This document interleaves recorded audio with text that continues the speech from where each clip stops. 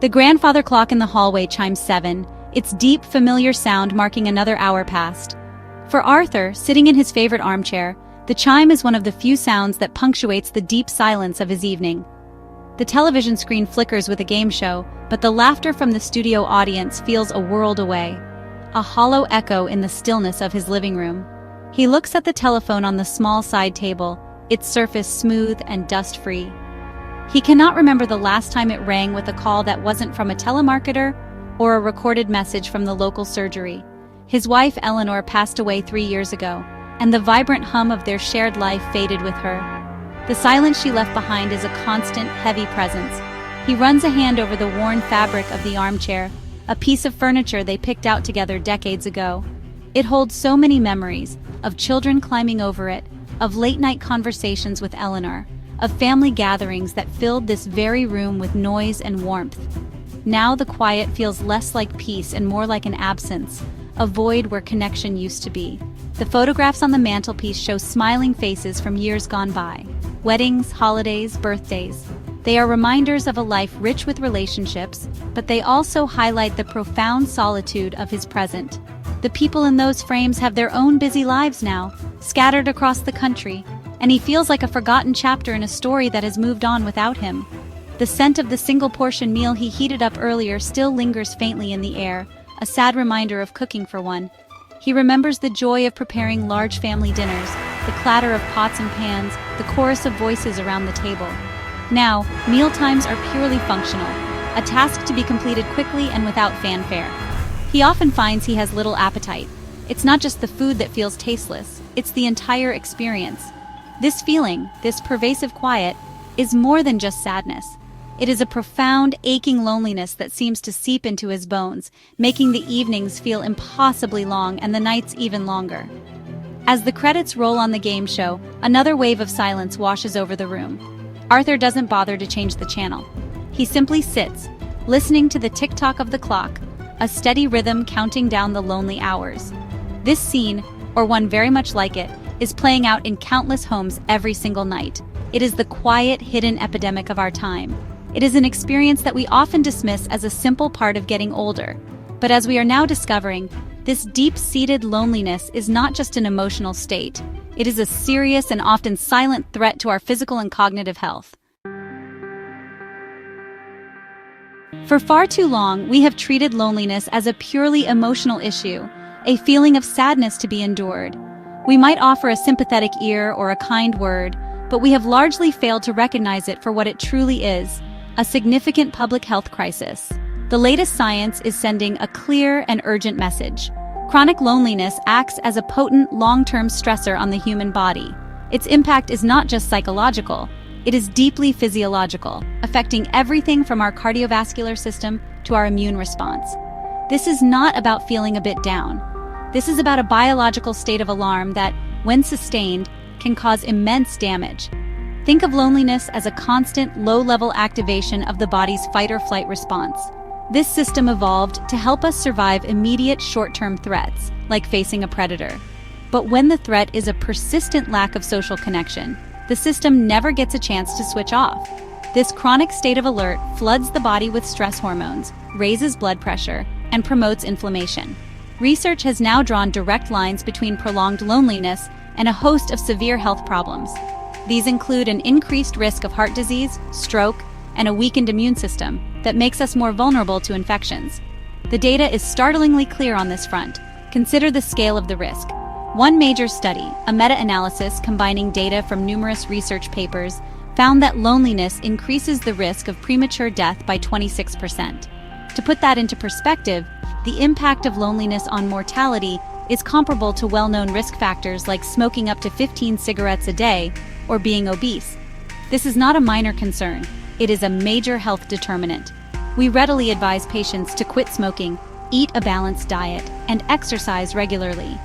We must now start prescribing social connection with the same level of seriousness and urgency, especially for our older populations who are most at risk.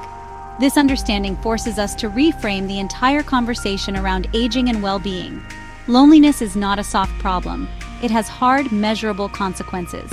It is a condition that warrants medical attention and proactive public health strategies. When an older person says they feel lonely, we should hear it not just as an expression of sadness, but as a critical vital sign. It is a warning that their body is under duress and their health is in jeopardy.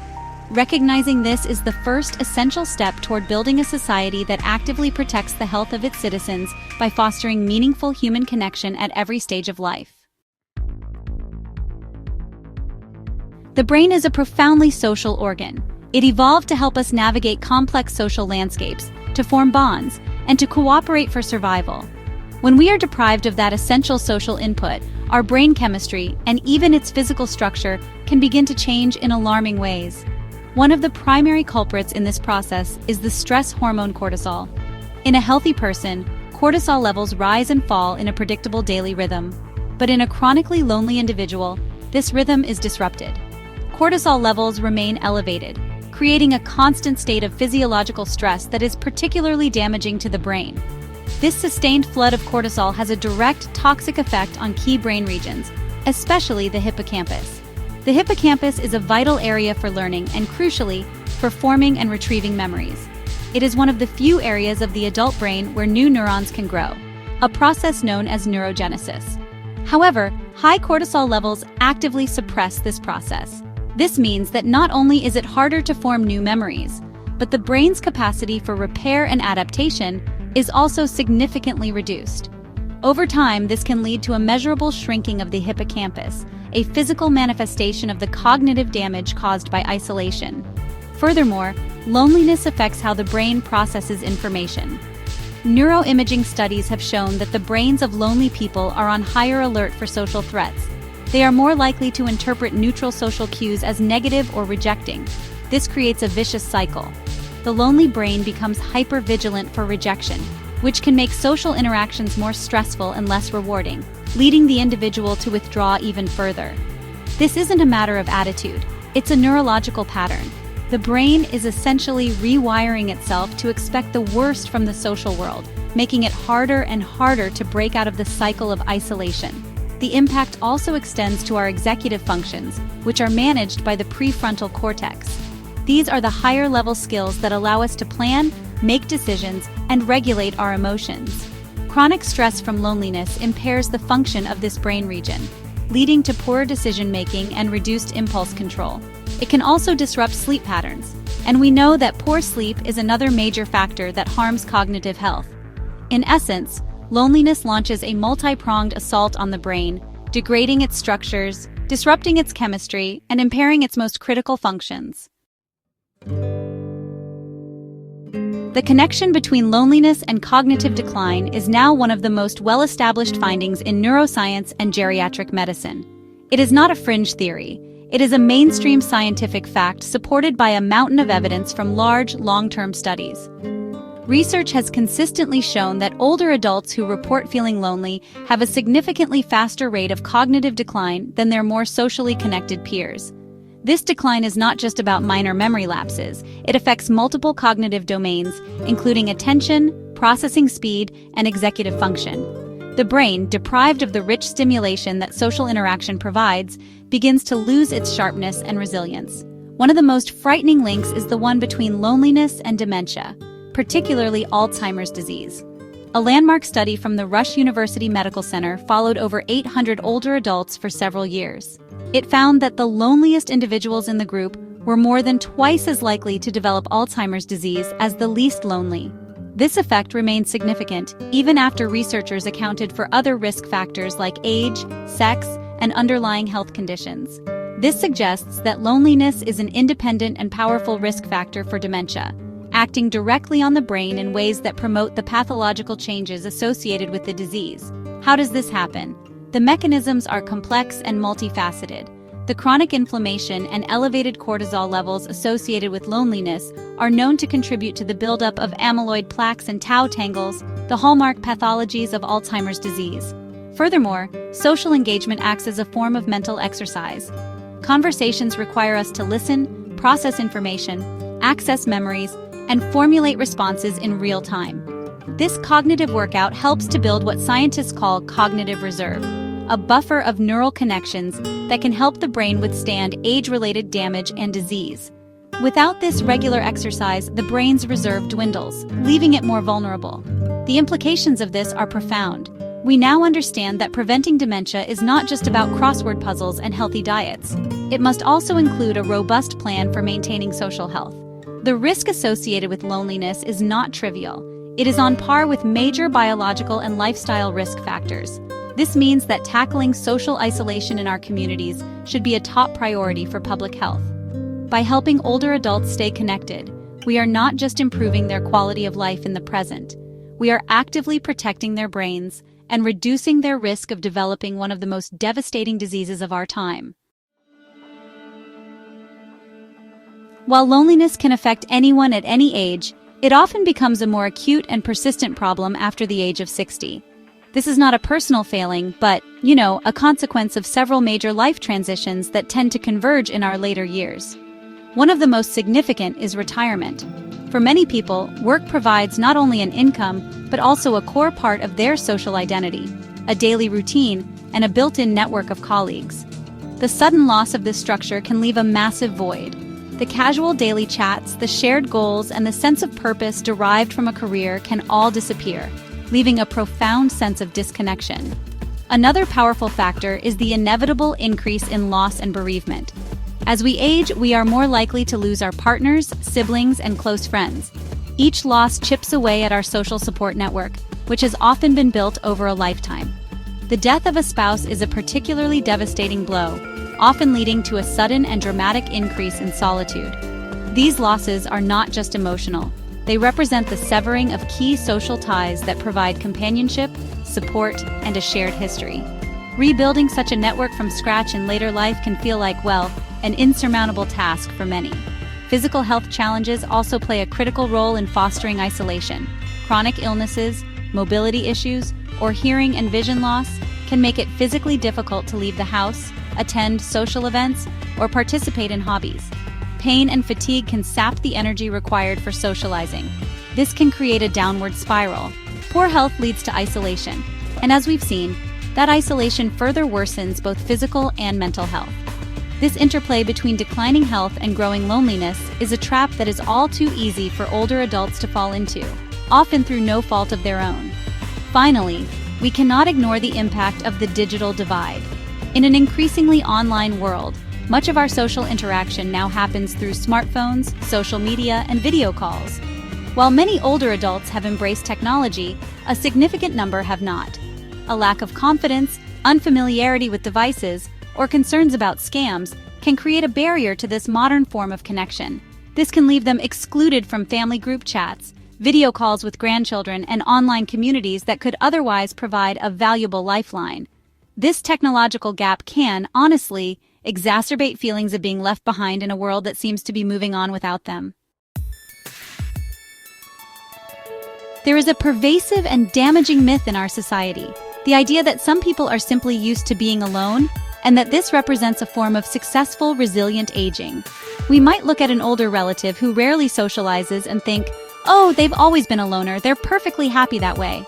This belief, while often well-intentioned, is profoundly misguided and can prevent us from recognizing a serious cry for help.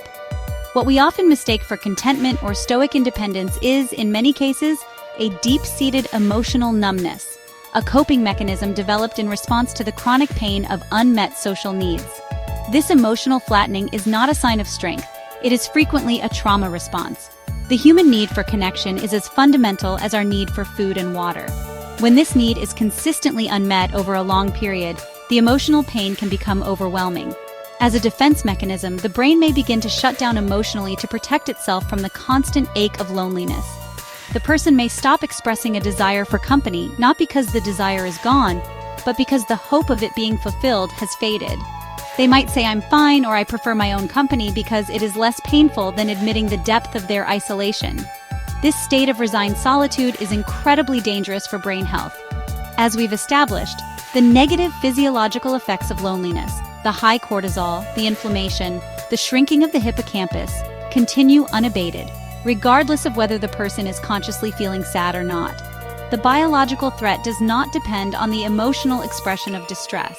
An individual who appears numb or emotionally detached from their isolation is still experiencing the full force of its neurotoxic effects.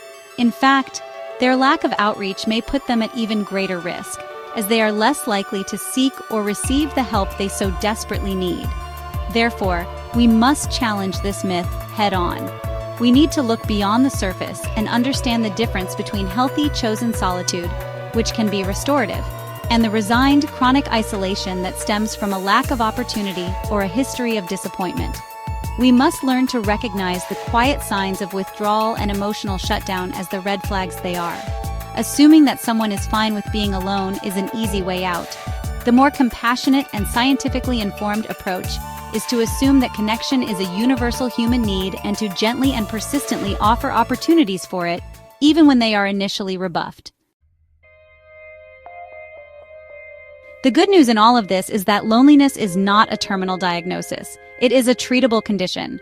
Just as the brain can be negatively rewired by isolation, it can be positively rewired by connection. The key is to take small, consistent, and practical steps to rebuild social bridges. Science points to several highly effective strategies that seniors can use to combat loneliness, and in doing so, boost their brain health. One of the most powerful is volunteering. Giving your time to a cause you care about provides a profound sense of purpose and connects you with like-minded individuals, creating a natural and meaningful social network. A second crucial strategy is to join group activities centered around a shared interest. This could be anything from a book club, a walking group, a choir, a gardening society, or a local history class. The shared activity provides an easy, low-pressure focus for social interaction. It removes the awkwardness of trying to make small talk from a cold start. Instead, conversations flow naturally from the common interest.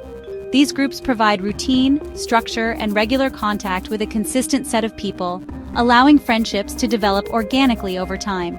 The mental stimulation of the activity itself is an added bonus for brain health. A third fundamental step is to make a conscious effort to reach out to family and friends. This can feel difficult, especially if one feels like a burden, but it is vital to fight that feeling and initiate contact. Schedule a regular weekly phone or video call with children or grandchildren. Send a text message or an email just to say hello. Suggest a simple, manageable outing like a cup of tea or a short walk in the park.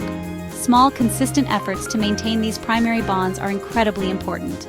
These relationships are the bedrock of our social world, and they need active tending, just like a garden.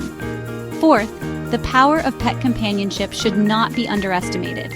For those who are able, caring for a pet like a dog or a cat can provide profound comfort and reduce feelings of loneliness. A pet offers unconditional affection and a living presence in an otherwise empty house. A dog in particular can be a great social catalyst, prompting conversations with other owners during daily walks. The responsibility of caring for another living being also provides a sense of purpose and routine. The simple act of stroking an animal has been shown to lower blood pressure and reduce stress. Finally, learning to use new technology can be a game changer. Taking a basic class on how to use a smartphone or tablet can open up a whole new world of connection. It allows for easy video calls with distant family, participation in online communities and forums, and access to a universe of information and entertainment. Overcoming the initial fear of technology can be incredibly empowering. It is a skill that directly enables social connection in the modern world, helping to bridge the gap that can leave many older adults feeling isolated and left behind. While each of the strategies we've discussed is powerful on its own, their true potential is unlocked when they are used in combination. Think of it like a balanced diet for your social health. Relying on just one type of food, no matter how healthy, will not provide all the nutrients you need. Similarly, relying on just one type of social interaction may not fully satisfy our complex human need for connection. The most effective approach is to create a personalized, multi-layered plan that draws on several different sources of social and emotional nourishment. This creates a more resilient and robust social life. For example, an individual might decide to volunteer at the local library twice a week. This provides purpose and a connection to the community. They could supplement this by joining a weekly walking group, which offers physical exercise and more casual peer-to-peer interaction. On top of that, they could schedule a standing video call with their grandchildren every Sunday afternoon, nurturing those vital family ties. This combination addresses different needs: the need for purpose, the need for friendship with peers, and the need for familial love. If one activity falls through one week, the others are still there to provide a safety net of connection. It is essential to understand that there is no one-size-fits-all solution. The perfect mix of activities will be different for every single person, depending on their personality, interests, physical abilities, and local opportunities. An outgoing person might thrive on a busy schedule filled with group events, while a more introverted individual might prefer a quieter mix of one-on-one catch-ups, pet companionship, and online forums. The goal is not to force yourself into a social mold that doesn't fit. The goal is to honestly assess your own needs and preferences, and then proactively seek out the combination of activities that feels right for you. The process of finding this mix is, in itself, a healthy and empowering act. It involves self-reflection, planning, and taking initiative, all of which are excellent exercises for the brain's executive functions. I encourage you to sit down with a piece of paper and brainstorm your own social health plan. What is one new thing you could try this month? Who is one person you could reach out to this week? By consciously designing a varied social life, you are not just waiting for connection to happen. You are actively building the scaffolding for a healthier, happier, and more resilient future. The science on loneliness is sobering, and the reality for many is undoubtedly challenging. But the message I want you to take away from this is not one of fear or despair. It is a message of profound hope and empowerment. The human brain possesses a remarkable quality known as neuroplasticity, which means it is capable of changing and reorganizing itself throughout our entire lives. The same brain that can be damaged by isolation is also exquisitely designed to be healed by connection. Every step you take to combat loneliness, no matter how small it may seem, is an investment in your cognitive future. It is never, ever too late to start. Whether you are 65, 75, or 85, your brain can still form new connections, both neural and social. That first phone call after a long silence, that first visit to a community center, that first tentative conversation with a neighbor, these are not just pleasant moments. They are therapeutic interventions. They are acts of brain building. They send a powerful signal to your body and mind that you are moving from a state of threat to a state of safety and belonging. This shift begins to reverse the tide of stress hormones and inflammation, creating a healthier environment for your brain to thrive. We must remember that everyone deserves to feel connected. It is a fundamental human right, not a luxury. As a society, we have a collective responsibility to dismantle the barriers that lead to isolation, to build more walkable communities, to fund local services for seniors, and to fight the ageism that can make older adults feel invisible. But change also begins with each of us, on an individual level. It begins with the courage to be a little vulnerable, to reach out, to ask for help, or to offer it to someone else. It begins with the understanding that strengthening our social bonds is one of the single most important things we can do for our health. So if you are feeling the quiet ache of loneliness, please know that you are not alone in that feeling, and there is a clear path forward. The journey of 1,000 miles begins with a single step. Today, that step might be looking up the number for a local club. It might be calling a friend you haven't spoken to in a while. It might simply be stepping outside for a walk and smiling at the people you pass.